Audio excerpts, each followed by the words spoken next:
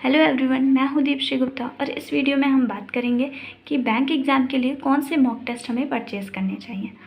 अगर आप mock test खरीदने की सोच रहे हैं तो एक बार ये वीडियो एंड तक देख लीजिएगा और अगर आपको ये वीडियो अच्छा लगता है तो लाइक कर दीजिएगा। सबसे पहली बात जो हमें याद रखनी है मॉक टेस्ट खरीदने से पहले वो ये है कि हमें कम से कम 2 डिफरेंट प्लेटफॉर्म की टेस्ट सीरीज़ हमारे पास होनी चाहिए। ऐसा मैं क्यों बोल रही हूँ ये भी मैं आपको बताती हूँ। देखिए, जब आप एक ही टेस्ट सीरीज़ के लगाएंगे तो आपको एक ही इंटरफेस की, एक ही पैटर्न के क्वेश्चन की आदत हो जाएगी, जिससे आपके उस टेस्ट सीरीज़ में तो अच्छे मार्क्स आएंगे, लेकिन जब आप किसी डिफरेंट प्लेटफॉर्म की टेस्ट सीरीज़ लगाएंगे या एक्चुअल एग्ज़ाम देंगे तो उसमें आपके मार्क्स कम हो जाएंगे।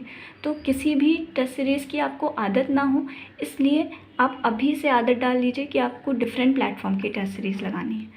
मैंने यही गलती की थी। मैंने 1 साल लगभग अड्डा की ही मॉक लगाए थे।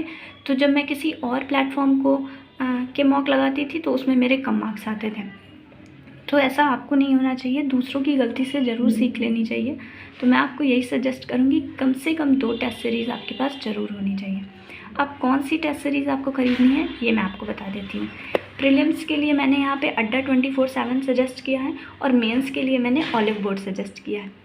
प्री के लिए अड्डा इसलिए मैं सजेस्ट करती हूँ क्योंकि पहली बात तो आप अड्डा में महापैक खरीदिएगा, जो टेस्ट सीरीज़ का महापैक होता है जिसमें SBI, IBPS सारे एग्ज़ाम्स इंक्लूड होते हैं, है ना। तो इस अड्डा में क्या होगा, वीडियो सॉल्यूशन प्रोवाइड किया जाता है जो काफ़ी ज़्यादा हेल्पफुल होता है बिगनर्स के लिए, क्योंकि जब आप एनालाइज करेंगे तो वीडियो सॉल्यूशन देखने से बहुत ज़्यादा अच्छे से आपको समझ में आएगा, है ना। रिटन सॉल्यूशन बहुत ही बोरिंग होता है और आपको इतना समझ में भी नहीं आता है। तो वीडियो सॉल्यूशन से आप ज़्यादा अच्छे से समझ पाएंगे और ये बिगनर्स के लिए काफ़ी हेल्पफुल होता है। और जब आप महापैक खरीदेंगे तो उसमें आपको सेक्शनल मॉक भी मिलेंगे, टॉपिक वाइज प्रैक्टिस भी मिलेंगे और high level DI, high level puzzles, है ना। इस तरीके के आपको सेक्शनल बहुत सारे टॉपिक मिलेंगे। तो आप जितनी चाहें उतनी प्रैक्टिस कर पाएंगे और बिगनर्स के लिए ये भी पॉइंट बहुत ज़्यादा इंपॉर्टेंट होता है कि हम ज़्यादा से ज़्यादा प्रैक्टिस करें, है ना। और इनका लेवल जो होता है वो बहुत इजी भी नहीं बोलेंगे और बहुत डिफ़िकल्ट भी नहीं बोलेंगे। तो अड्डा के जो मॉक होते हैं वो मॉडरेट लेवल के होते हैं। तो मैं आपको सजेस्ट करती हूँ प्रीलिम्स के लिए कि आप अड्डा ही लगाइएगा।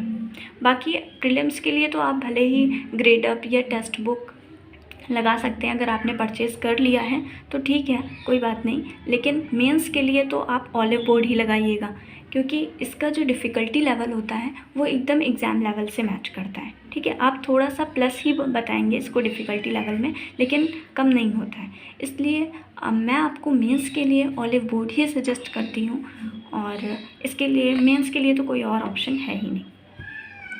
और प्रीलिम्स के लिए अड्डा सजेस्ट कर रही हूँ। चाहती तो मैं बहुत सारे प्लेटफॉर्म आपको बता सकती थी, लेकिन 2 सालों में मैंने जितने मॉक लगाए हैं उनमें में से जो मुझे बेस्ट लगा है मैंने यहाँ पे वही सजेस्ट किया है। देखिए, जब आप अभी RRB PO का मेंस होगा तो अगर आप हिंदी चूज़ करते हैं, है ना, तो एक्चुअल एग्ज़ाम में जो हिंदी पूछी जाती है उसका लेवल तो किसी भी मॉक के लेवल से मैच नहीं करेगा, है ना। तब ऑलिव बोर्ड के में जो हिंदी उसके मॉक में दी होती है वो भी कम ही होता है उसका लेवल।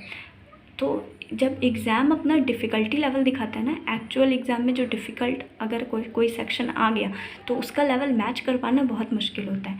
इसलिए मेंस एग्ज़ाम को ध्यान में रखते हुए मैं आपको ऑलिव बोर्ड सजेस्ट करूँगी कि आप बहुत ही ज़्यादा डिफ़िकल्ट लगाएंगे तब जाके आप वहाँ पे टफ़ क्वेश्चंस कर पाएंगे, अदरवाइज़ आप वहाँ पे क्वेश्चंस देख के ही डिमोटिवेट हो जाएंगे, ठीक है।